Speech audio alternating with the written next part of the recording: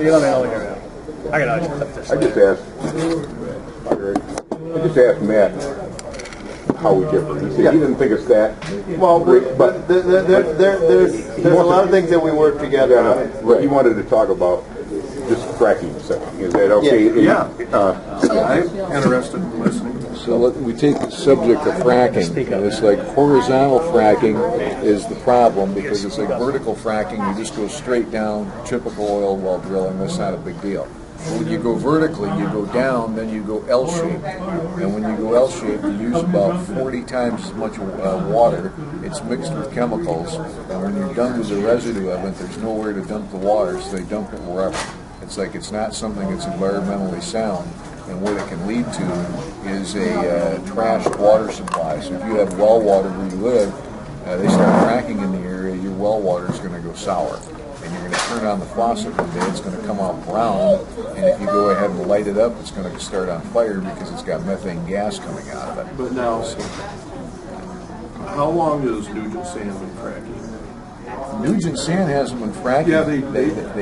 Oh, they do right now. They're still fracking. See, Nugent Sand, the people that lived down there used to have good well water, and then after Nugent Sand started doing what they're doing, they soured that water. All their wells went bad. But that's not the horizontal stuff. So they had to go ahead and run city water in.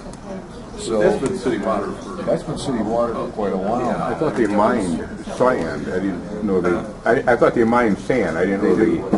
Well, they do fracking for sand. They frack. They frack. Okay. And that's one of the, there's a good example, and that's what caused their water supply to go But bad. I don't know that they have that water there. Though I know they all get city water. Yeah, before they didn't used to have city water down They've there. had the city water there since. It was Nugent Sand that caused it to come in. I don't know that. I would check. I've talked to some people that live down there, and that's, in fact, we had a meeting there, there was a meeting there last summer, and they were telling me about what happened, that the water used to be good until Nugent Sand came in there and ruined it, and then they had to sue Nugent Sand to bring in the city water and pay for it. So that's definitely what caused it. So basically, personally, my feeling is you can't trash the environment by dumping water or dumping oil in your water and just doing what's been done, like a hooker chemical and odd story chemical and places like that. And then second of all, you can't tax people to death, so you end up being nothing but a slave.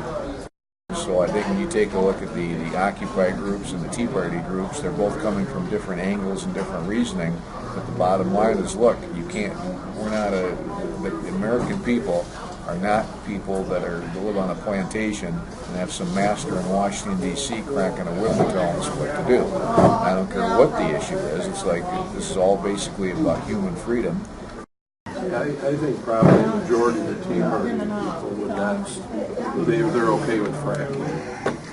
I think if they knew about it, they wouldn't be. That's the thing. That's the whole thing. If I had known we were going to talk about this, I'd have brought some more papers to pass out tonight. I just got them a week ago. And if you studied them over in more detail, It doesn't take a whole lot of study. You'd like, what's this stuff?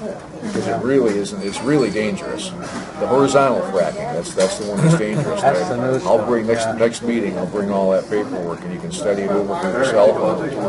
Yeah, Good. it's really not a good. I can pass this down. Not this. There you go. But I'm opposed to paying $4 for gas to them on the road. Right, that too. See, that's just the oil companies, and it's basically there's plenty of gas and oil to go around. But I remember when Bush Jr. was in office, it was the last. I can't remember what year it was, but the gas prices had shot way up, and then Exxon said that was their best quarter ever in their history as far as profits are concerned.